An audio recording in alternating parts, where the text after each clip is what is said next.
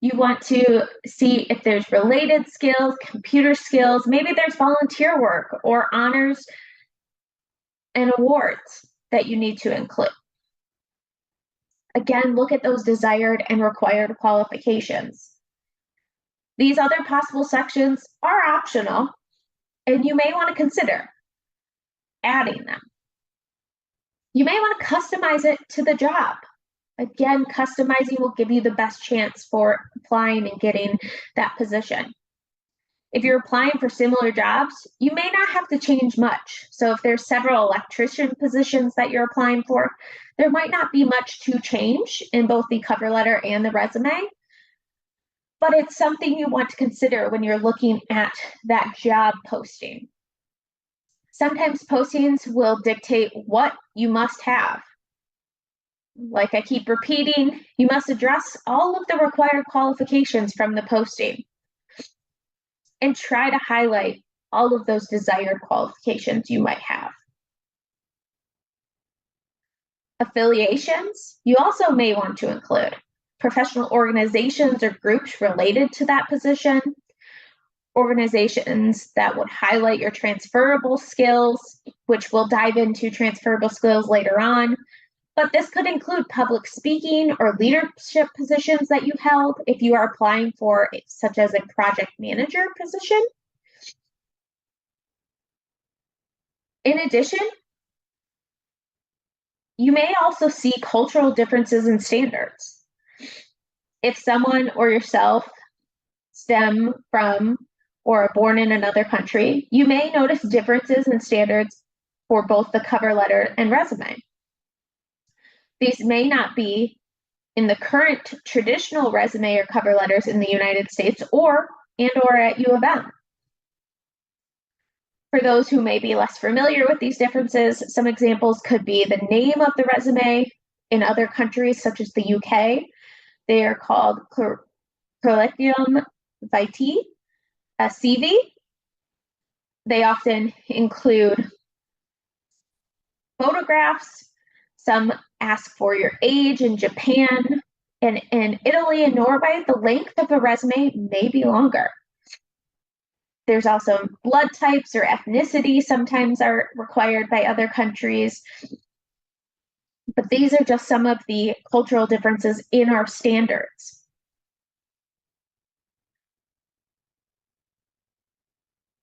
Now, a header.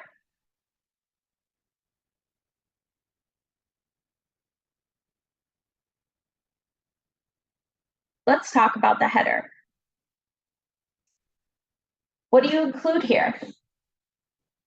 You include your personal information. You'll see at the top of the screen, there is an example with Beth Smith, including your personal information. Again, this might look different on the style and you may want to adjust it based off yours, but this is one standard way. You want to make sure you include your full name or your preferred name. Sometimes Beth is referred to as Elizabeth, but she goes by Beth in all her professional communications. You want to make sure that you use your full street address.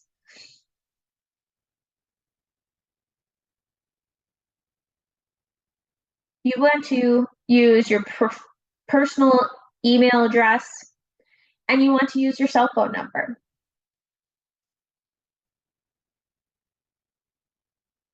You want to provide the best way for them to contact you. And again, you'll see an additional consideration is a LinkedIn website link, which we'll dive into later on, but you'll see all of this information is included. You don't want to give out an email that isn't the best way to contact you or is your junk email. You want to make sure this is the best method of getting a hold of me, whether it's your cell phone, a home phone. This is the address where I'm from. But you also do want to consider security reasons or confidential ways you might leave off. So she might leave off her street address for security reasons if posting is on her resume is online. These are just all considerations. Again, the style might differ on the header section of the resume. Now moving on to the summary.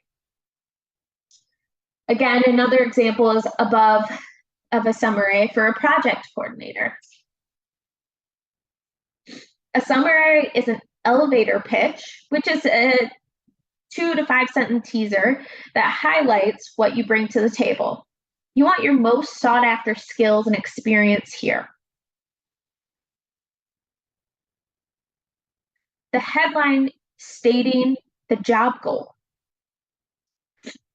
This section is optional, but the summary of strengths and experiences that you have for this position.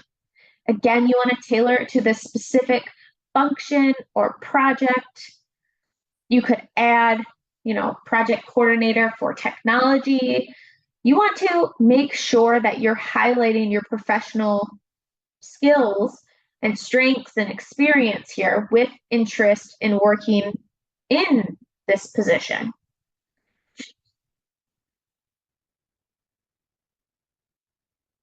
Now, the next section might be skills. Well, let's dive into what skills are. Skills are a critical part of your resume. You should customize this section. Again, you're customizing all the sections of your resume, but you should read the job posting or ad, list all of the skills and experience and education requirements it calls for. And once you make that list, which qualifications do you possess? Do you meet all of those required qualifications or desired? Add those to your resume using this exact language used in the job posting. Again, they may use that software to break down what that posting is, and they're only spending in 6 seconds reviewing it, if not more.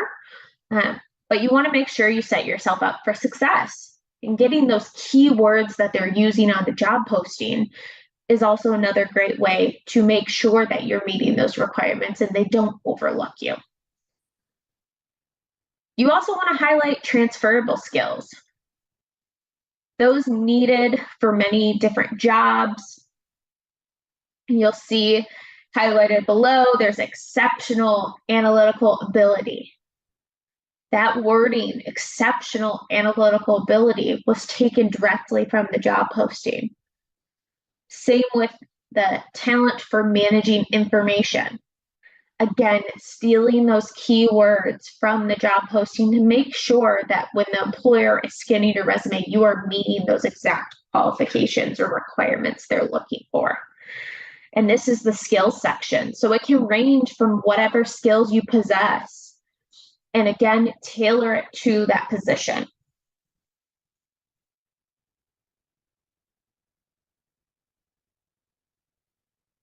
Now, you'll see on the screen there's action verbs.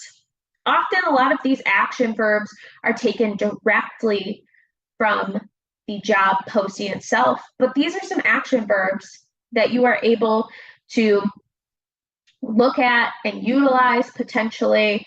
You can find several different other ones for different jobs, but if you're looking for a financial position, you want to look at what are those financial skills that they could be looking for. Again, make sure it's matching that resume.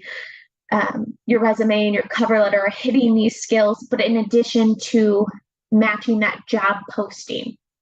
So if you're applying for a leadership position, some of those skills could be listed here on the screen, but this is not the overall comprehensive list. There is many more that you could include. These are just some for you to recommend taking a screenshot or picture of this or coming back to it when you're writing your own resume.